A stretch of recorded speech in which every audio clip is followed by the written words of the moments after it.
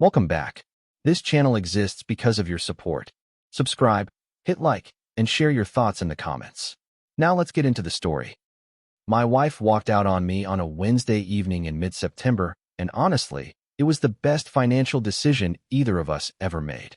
She stood there in our living room in our apartment near Lake of the Isles, 2 suitcases already packed, makeup done like she was heading to a photo shoot. I came home from my job as a senior risk analyst at an insurance firm downtown, put down my briefcase by the door, and knew immediately what was happening. The apartment was too quiet. Usually, she'd have the TV on or be on the phone with one of her friends, discussing someone's latest relationship drama or planning another expensive brunch. But that evening, silence.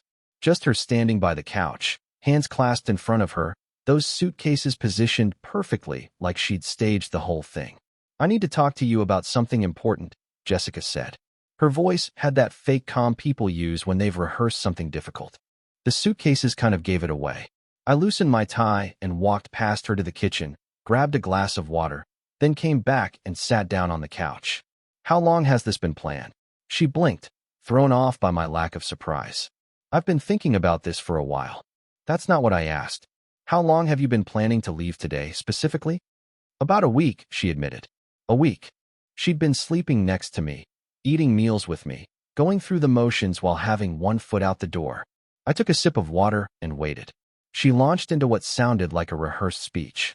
Something about feeling trapped in our routine, needing excitement and adventure, wanting someone who actually takes chances with life instead of always playing it safe. "You're too safe, Brian," she said, like it was a character flaw she'd been tolerating for years. "You're always calculating risks, planning everything out, checking prices before we go anywhere. I need someone who lives in the moment, who isn't afraid to just do things." "So you've already met someone?" It wasn't a question. Her face went red. "This isn't about anyone else. This is about us, about what I need to be happy." "Right. That's why you're packed and ready to go on a Wednesday night with your makeup done and your hair perfect." I leaned back against the couch and looked at her directly. "How long have you been seeing him?" She hesitated, doing the mental calculation of whether lying would make this worse. 2 months, she finally admitted. "His name is Liam. He's an entrepreneur. He takes risks, starts businesses, actually has dreams. He makes me feel alive." 2 months. I set down my water glass on the coffee table. "So let me get the timeline straight. You've been cheating on me for 2 months, planning this exit for a week, and now you're giving me this speech about needing someone more exciting. Did I get that right?" "It's not cheating. We haven't done anything physical. We've just been talking, getting to know each other." I almost laughed at that. "Jess, you've been emotionally involved with another man for 2 months, and you're leaving me for him tonight. The semantics don't really matter at this point." I stood up and walked to my desk drawer, pulled out my laptop, and opened it on the dining table. "Let me show you something." I opened the spreadsheet I'd been maintaining for the past year. A detailed breakdown of our monthly expenses, color-coded by category. Red for her spending, blue for mine, green for shared expenses. The red dominated the chart. "What is this?" she asked, stepping closer despite herself. "Our financial reality." I turned the screen toward her. "Your boutique fitness classes at that place in Uptown for $100 a month. You've been going twice a week for the past 6 months. Before that, it was yoga, and before that, it was that cycling studio that closed." She crossed her arms. "Exercise is important. I agree. The building gym that comes with our rent would work fine, but let's continue." I scrolled down. "Weekend brunches with your friends. Average $400 a month. You go twice a month, spend about $50 each time on food and drinks, and somehow it always turns into shopping afterward, which isn't even in this category yet." "I'm allowed to have friends, Brian." "Absolutely. I'm not saying you're not allowed. I'm showing you the cost." I clicked to the next category. "Shopping therapy, as you call it. $1,200 a month on average. Some months it's $800, some months it's $1,500. Clothes, shoes, accessories, home decor items that we use once and then donate. This doesn't even include online shopping, which I've tracked separately." Her face was getting redder. "You track my spending?" "I track all our spending. It's called budgeting. Most adults do it." I pulled up another tab. "Subscription boxes, 3 of them. $80 a month total. You open them, look at the contents, and most of it sits in the closet."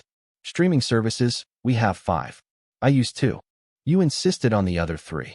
Coffee shop runs, approximately $140 a month instead of making coffee at home. Oh my God, you actually calculated my coffee? I calculate everything. It's literally my job. I pulled up a summary page. Total monthly expenses attributed to your lifestyle choices, $2,200. That's not shared rent, utilities, or groceries. That's just your discretionary spending on things that we could easily do without or do cheaper. She stared at the screen, then at me. You made a spreadsheet to prove I'm expensive? No, I made a spreadsheet because I'm a risk analyst and I budget our money. But now that you're leaving, I ran the numbers on what that looks like for my future. I opened a new tab showing projections. Without your spending habits, I'm looking at an extra $2,200 a month in disposable income. That's $26,400 a year. I clicked to the next calculation. Our lease break penalty is $1,800 if I give notice and move out before the renewal. So essentially, you leaving pays for itself in 3 weeks. By month 2, I'm ahead by over $4,000. By month 6, I've saved more than I used to save in 2 years of marriage. She stared at me, her prepared speech completely derailed. You made a spreadsheet for how much money you'd save by getting divorced?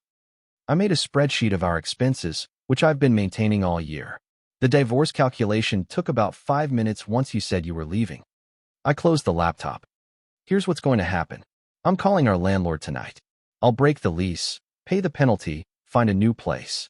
You take what's yours, I'll handle the rest. We can file paperwork Monday. You're not even going to fight for us? Her voice cracked slightly. I actually laughed. Not a mean laugh, just genuine surprise. Fight for what, exactly? Someone who's been planning to leave me for a week and seeing another man for 2 months? Someone who just gave me a speech about how I'm too boring to love? That would be pretty pathetic and prove your point, don't you think? She expected tears. She expected begging. She expected some kind of dramatic speech about working things out, going to counseling, fighting for our marriage. She'd probably rehearsed her responses to all of those scenarios. What she didn't expect was a man with a spreadsheet, a plan, and absolutely zero interest in competing for someone who'd already made up her mind. I thought you'd at least be upset, she said quietly. I am upset. I'm upset that 4 years of marriage meant so little that you could replace me in 2 months. I'm upset that you thought so little of me that you'd plan this exit strategy like you were changing jobs. But mostly, I'm just disappointed in your judgment. Liam sounds like a walking red flag, and you're about to find that out the hard way. You don't even know him. I know he's an entrepreneur with no company I can find online, who had time to pursue a married woman for 2 months, and who convinced you that financial security is boring. That tells me everything I need to know. She grabbed her suitcase handles. You're going to regret being this cold when you're alone. Maybe, but I doubt it. I walked to the door and opened it for her. I'll text you when I know the move-out date. You can coordinate with me then for picking up anything else you want. She walked toward the door, stopped, turned back. For what it's worth, I did love you. Once. I know. You loved me right up until someone more exciting came along. That's the problem, Jess. Love that's conditional on constant entertainment isn't really love. It's just boredom management. She left. I heard her heels clicking down the hallway toward the elevator. Heard the ding of the elevator arriving. Heard the doors close. Then silence. I closed the door, locked it, walked back to the couch, and sat down. The apartment felt different already. Lighter somehow. Like someone had been pressing down on my chest for months and suddenly let go. My phone buzzed 20 minutes later. Text from Jessica. I'm at Liam's. I'll send you a list of things I want from the apartment. I didn't respond. I opened my laptop and started searching for apartments. The next morning, Thursday, I took the entire day off work. Sent an email to my boss at 7. Family emergency, taking personal day. He responded immediately. No problem. Take care of yourself. I had an appointment at Wilson & Associates downtown at 9. I called them last night, right after Jessica left, and they'd squeezed me in for first thing in the morning. The law firm occupied the 14th floor of a glass building on Marquette Avenue. Modern lobby, abstract art on the walls, receptionist who looked like she'd seen every kind of personal disaster walk through that door. Brian Mitchell, I told her. I have a 9 o'clock with James Wilson. He'll be right with you. Can I get you coffee or water?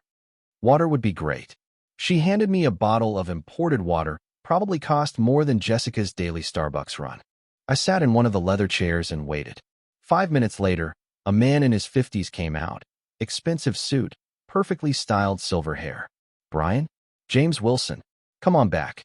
His office had a view of downtown Minneapolis. Massive desk, built-in bookcases full of legal texts, framed degrees from Michigan Law School on the wall. He gestured to a chair across from his desk. So what brings you in today? Divorce. Wife left me yesterday for someone else. I want to file immediately. He pulled out a legal pad and clicked his pen. How long have you been married? For years. No kids. No shared property except furniture and a car each. We have a joint savings account with $12,000 in it, and we rent an apartment together. Lease is up for renewal in 5 weeks. Has she expressed willingness to divorce? She packed her bags and moved in with her new boyfriend yesterday. I don't think I'll have to convince her. Wilson made notes. Any business ownership? Retirement accounts? I have a 401k through work, about $48,000 in it. It's in my name only. I've been contributing since before we met. She has one through her work too, maybe $15,000. Her marketing job doesn't match contributions as well as my insurance firm does. We'll need to address those in the settlement, but since they're separate accounts and you've been married less than 5 years, it should be straightforward. He looked up. Any shared debt? No.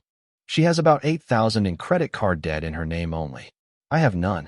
We split the joint bills equally while together, but everything's been paid current. This is actually one of the simpler cases I've seen recently.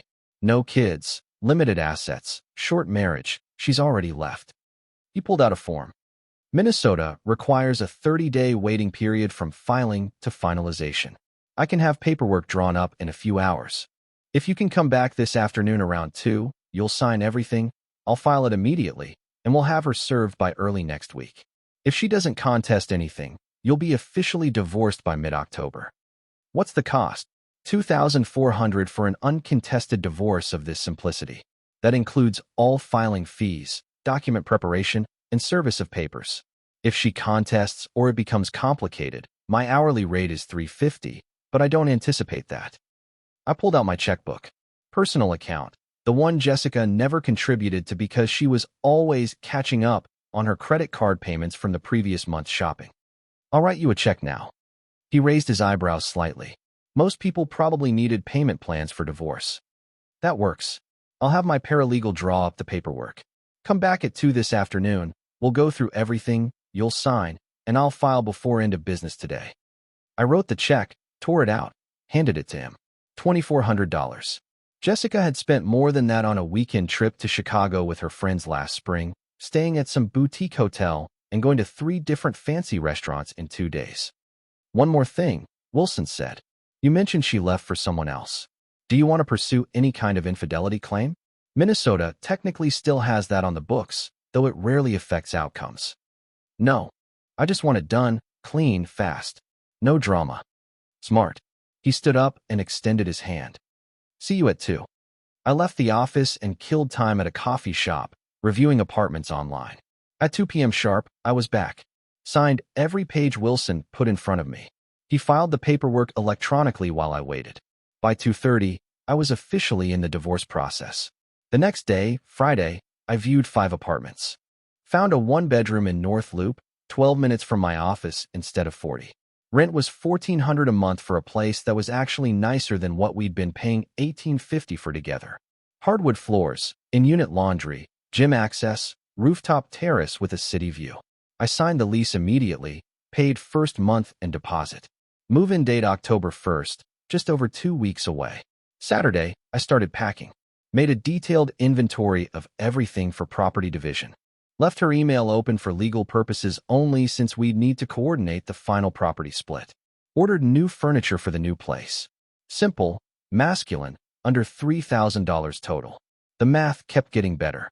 Without Jessica's $600 a month on fitness classes I'd never use. For $100 a month on brunches with friends who talked about how boring their husbands were while I sat there funding the conversation. And $1,200 a month on clothes she'd wear once, I was looking at an extra $26,400 per year. The divorce filing fee suddenly seemed like a bargain. Monday morning, the process server delivered the papers to Jessica at her work. By Monday afternoon, she'd sign them. No hesitation, no second thoughts, no requests for changes. Just her signature and a comment to the process server about how mature we were being about the whole thing. I called our landlord Tuesday morning. I'm breaking the lease early. Yes, I'll pay the penalty. When can I be out? The penalty was $1,800. With my new budget, I'd make that back in less than a month. Losing my wife was literally the most profitable decision I'd made in years. I blocked her systematically over the next few days. Phone, Instagram, Facebook, LinkedIn, Venmo, even Snapchat. Not out of anger, but out of practicality. Whatever consequences came from her choices were hers to deal with. I wasn't interested in updates, explanations, or apologies. October 1st arrived. Professional movers I'd hired handled everything. For $100, worth every penny. New furniture delivered the same day. By evening, I was unpacked and settled in my new apartment on the 14th floor with floor-to-ceiling windows overlooking the city. No forwarding address left at the old building. Mailbox updated to the new address. My new routine was simple. Up at 6, coffee at home instead of Starbucks. Saved $40 a week right there. 12-minute commute instead of 40 minutes fighting traffic to accommodate Jessica's preference for living near the lake. Lunch at my desk or trying new places near the office. Home by 5:15. Gym in the building. Dinner, reading, early bed. No drama. No walking on eggshells. No constant complaints about how I wasn't spontaneous enough. The silence was incredible. No reality TV in the background.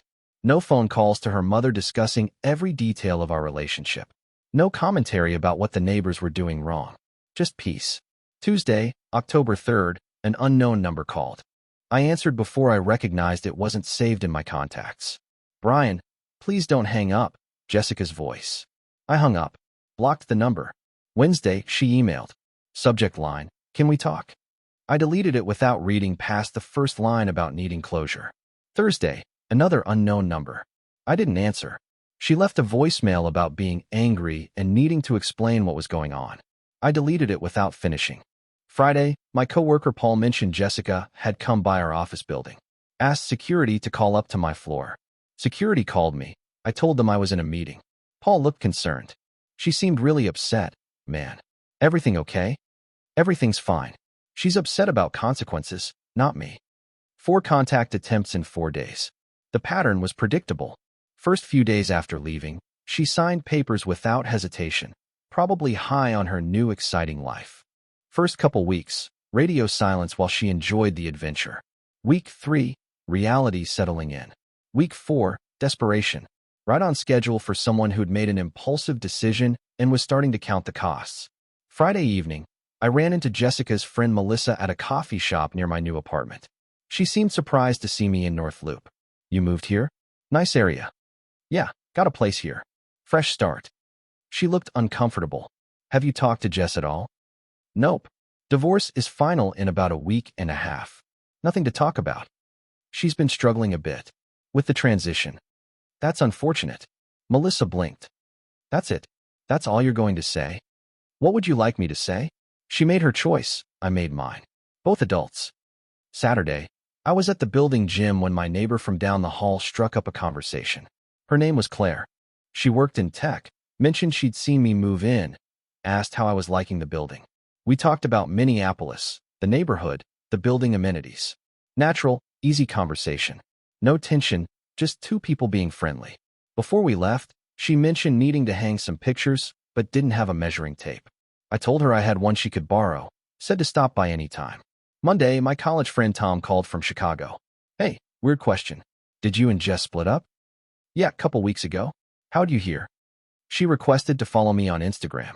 We've never followed each other. Thought it was weird. She's fishing for information. I blocked her on everything. Want me to decline? Do what you want. Just don't tell her anything about me. Tuesday, Paul mentioned he'd seen Jessica at a bar downtown. She was with some guy, but dude, she looked rough. Not herself. Usually she's super put together. Define rough. Like, tired? Stressed? And the guy she was with seemed kind of sleazy. Flashy but trying too hard. Talking loud about crypto, buying drinks he seemed like he couldn't afford. That's Liam, the guy she left me for. Paul's face changed. Oh man. Yeah, he had that vibe. Less than a month in, and she already looked rough. The guy Paul described was exactly what I'd pictured. All flash, no substance. Jessica had traded steady income and financial security for someone who bought drinks to impress strangers and talked about cryptocurrency schemes. The math wasn't adding up for her anymore. October 14th. Friday afternoon, my lawyer emailed. Divorce finalized by the court at 3:47 p.m. For years of marriage, 30 days to end it. The whole thing cost less than Jessica had spent on a weekend trip to Chicago with her friends last spring. That evening, I treated myself to dinner at Burrow, a nice steakhouse in North Loop. Sat at the bar, ordered a ribeye and bourbon, watched the baseball playoffs on TV. Tipped well. Walked home feeling light. No celebration, no drama. Just quiet satisfaction. The next week, contact attempts escalated. Monday, 3 unknown numbers called. I didn't answer any. Tuesday, another email from Jessica. Subject, please. Body started with, I know I hurt you and I know I don't deserve a response, but I really need to talk to you. I responded with 5 words. This is how regret usually starts. Then I marked her email as spam. Wednesday, she showed up at my work building. Caught me in the lobby before security could intercept. Brian, please, I just need to talk. I kept walking toward the elevator. I have nothing to say to you. We're divorced. You made your choice. Stop contacting me. You don't understand, Liam. I don't care about Liam. I don't care about your situation. You wanted exciting. You got exciting. Now let me get back to work. I notified building security to not allow her access anymore. Thursday, Tom texted. Jess messaged me on Instagram asking for your address. Told her I don't have it. Friday, Melissa called my work line. I considered ignoring it, but answered. Brian, I know you don't want to hear from Jess, but she's in real trouble. What kind of trouble? Financial trouble. That guy she was with, he basically scammed her. Took money, disappeared. And you're calling me because? Because she has nowhere to go. She can't afford her rent. Stop. Let me be clear. Jessica left me for someone she barely knew. She signed divorce papers within days without a second thought. She made adult choices and now she's facing adult consequences. That has nothing to do with me. That's cold, Brian. No, that's called boundaries. I'm not responsible for fixing problems she created. Goodbye, Melissa. The pattern was textbook. Impulsive decision made in excitement. Reality hits when excitement fades. Desperation sets in when consequences arrive. Then expect the responsible person to clean up the mess. Not happening. Saturday, Paul texted. Dude, I heard something about your ex. Want to know or not? Depends. Is it actually relevant or just gossip? Maybe relevant. Remember that guy I saw her with at the bar? Turns out he's been running this scam across multiple women. My girlfriend's friend works with someone who dated him too. Same exact pattern. Claims to be an entrepreneur. Asks for investment money, then vanishes. There's apparently a whole group of women comparing notes. How many women? At least 5 that they know of. Could be more. I looked up Liam Brooks on social media. Instagram account deleted. Facebook page gone. LinkedIn profile missing. Professional con artist pattern. Create attractive persona. Target women with money. Extract funds under pretense of investment opportunity. Disappear and repeat. Jessica hadn't just traded me in for excitement. She'd traded stability for a predator. Sunday evening, Claire knocked on my door. Returned a measuring tape she'd borrowed. We chatted briefly. Hey, random question. Want to check out that new pizza place that opened? I've been wanting to try it, but hate eating alone. Sure. When? Tonight? Around 7? Yeah, that works. We went to the pizza place on Washington Avenue. Casual, friendly dinner. We talked about work, Minneapolis, life in general. Claire mentioned her divorce last year had been hard but necessary. I mentioned mine just finalized. No pressure, no expectations. Just 2 people enjoying dinner. We split the check. Walked back to the building together. Thanks for coming. This was nice. Yeah, it was. Let's do it again sometime. The difference was remarkable. With Jessica, every dinner was a performance. Where to go, what to order, how it looked on Instagram. With Claire, it was just easy. Like talking to someone who didn't need me to be anything other than myself. Wednesday, October 25th. I came home from work around 6. Jessica was sitting in the building lobby. She'd clearly been waiting, talking to Terry the doorman, who looked uncomfortable. I walked in, saw her, considered leaving, but I decided to handle it directly. It's fine, Terry. I'll talk to her for 5 minutes. Outside. We went outside the building entrance. Jessica looked terrible compared to a month ago. Hair not styled, minimal makeup, clothes from Target instead of boutiques. She'd lost weight, the stress kind, not the healthy kind. Dark circles under her eyes. Thank you for talking to me. I know you don't want to. You have 5 minutes. What do you want? I need help. Liam took everything. My savings, money I borrowed from my parents, even money I put on credit cards. He said it was for an investment in his business. And let me guess, no business actually existed. His social media is gone. His phone number doesn't work. I can't find him anywhere. Brian, I have nothing. I can't pay rent. I'm maxed out on credit cards. I don't know what to do. File a police report for fraud. I did. They said it's a civil matter because I gave him the money willingly. Then hire a lawyer and sue him. With what money? I can't afford a lawyer. I said nothing. Just stood there. I know I hurt you. I know I made a terrible mistake. But we were married for 4 years. That has to count for something. It did count for something. Right up until you packed your bags and told me I was too safe for your exciting new life. Then you signed divorce papers within days, without hesitation. What exactly do you think I owe you? I'm not asking you to take me back. I'm just asking for help getting back on my feet. Maybe a loan. I'll pay you back. No. Brian, please. No. You made a choice. You chose excitement over stability. You chose a con artist over someone who would have never let this happen to you. You chose drama over security. Those were your choices. The consequences are yours too. You can't just turn your back on me like this. I'm not turning your back on you. I'm maintaining the boundary you created when you left. You wanted out. You're out. That means I don't rescue you anymore. She started crying. Terry stepped outside. Everything okay, Mr. Mitchell? Yes, thanks, Terry. Ms. Anderson was just leaving. It's still Mitchell. We were married. We were. Past tense. And you'll want to change it back to Anderson soon anyway. Easier to rebuild credit under your maiden name.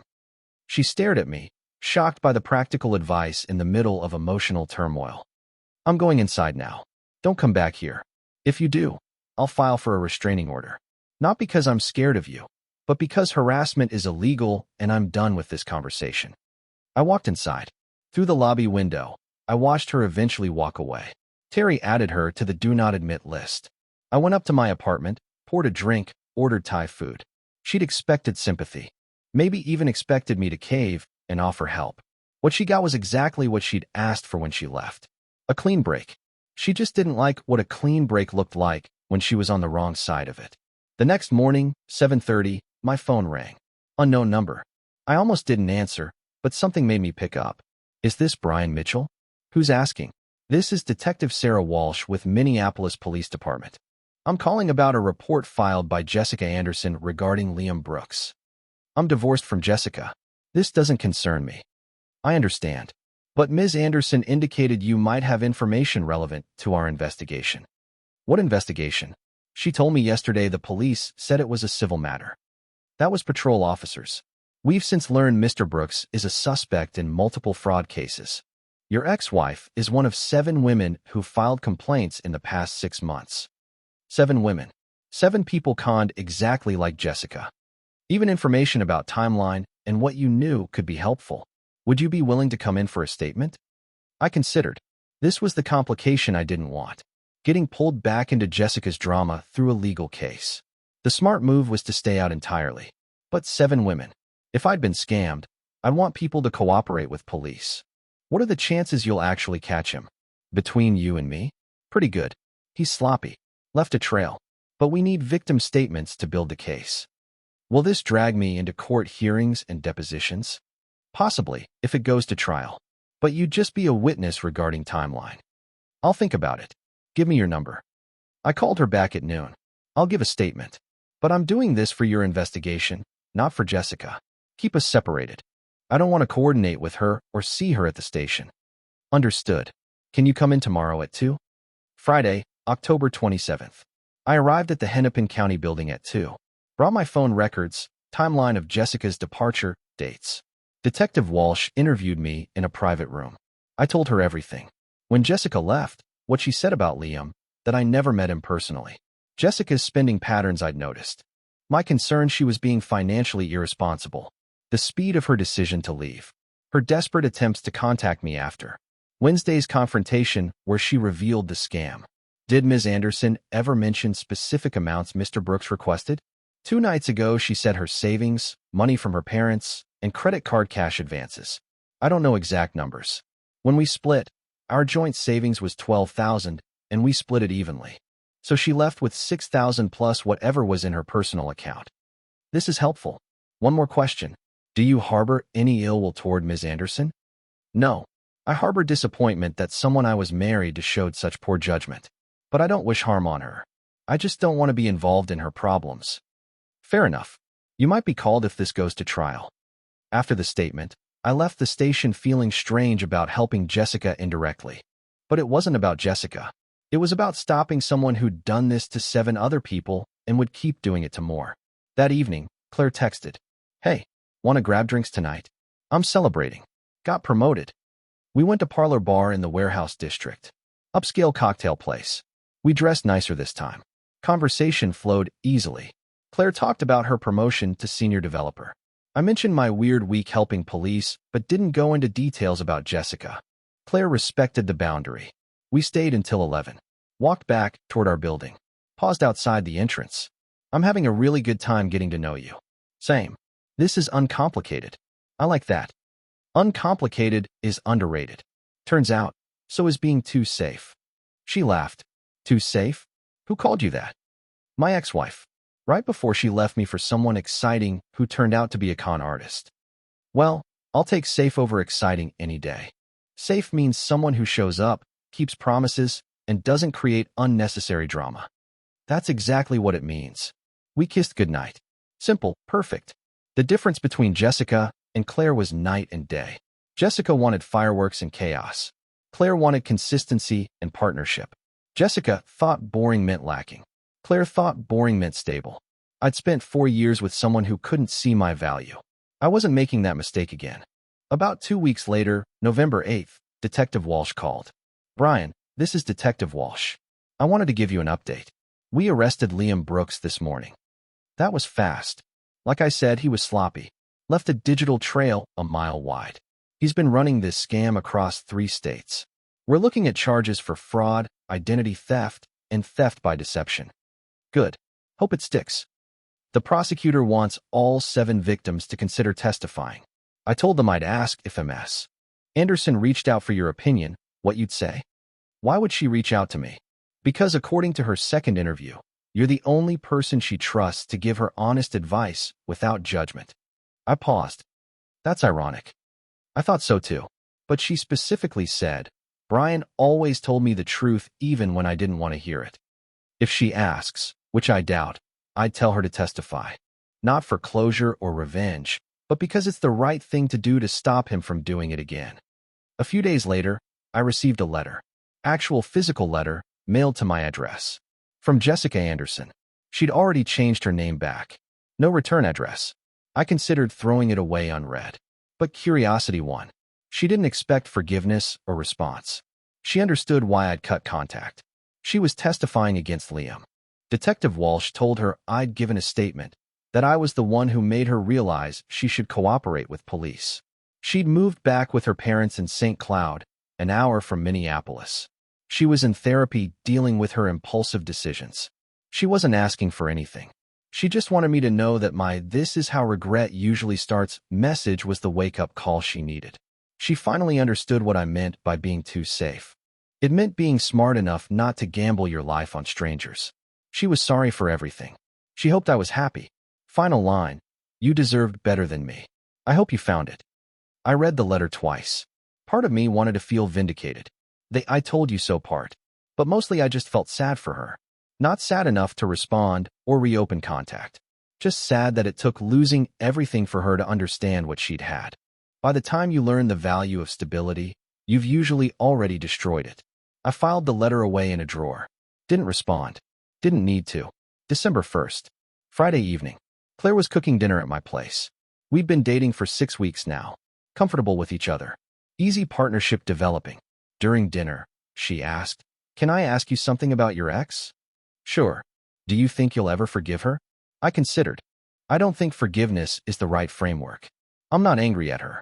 I just don't have space in my life for people who make decisions that carelessly. She's not a villain. She's just someone who learned an expensive lesson. That's a mature way to look at it. Mature or just tired of carrying other people's drama? Maybe both. We talked about holidays coming up. Claire's family was in Minneapolis. Mine was in Milwaukee. We made plans to celebrate New Year together. 3 months ago, I was married to someone who thought I was too boring to love. Now I was dating someone who appreciated exactly who I was. 3 months ago, I was paying for someone else's impulsive lifestyle. Now I had savings growing and a future I was building for myself. December 15th, I received an email from Detective Walsh. Liam Brooks pleaded guilty to multiple fraud counts. Sentencing set for February. Jessica's testimony was part of the evidence package. Case closed.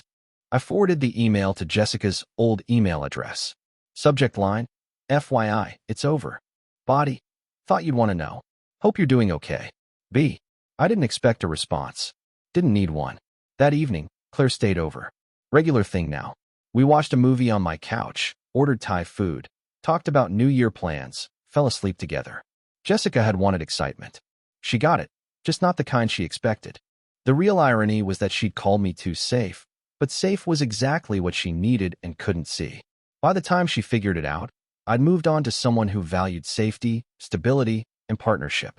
Someone who understood that boring wasn't an insult. It was a foundation, and foundations were what you built a life on. The unexpected turn wasn't that Jessica fell apart. That was predictable. The unexpected turn was that her falling apart had nothing to do with my rising up. I didn't succeed because she failed.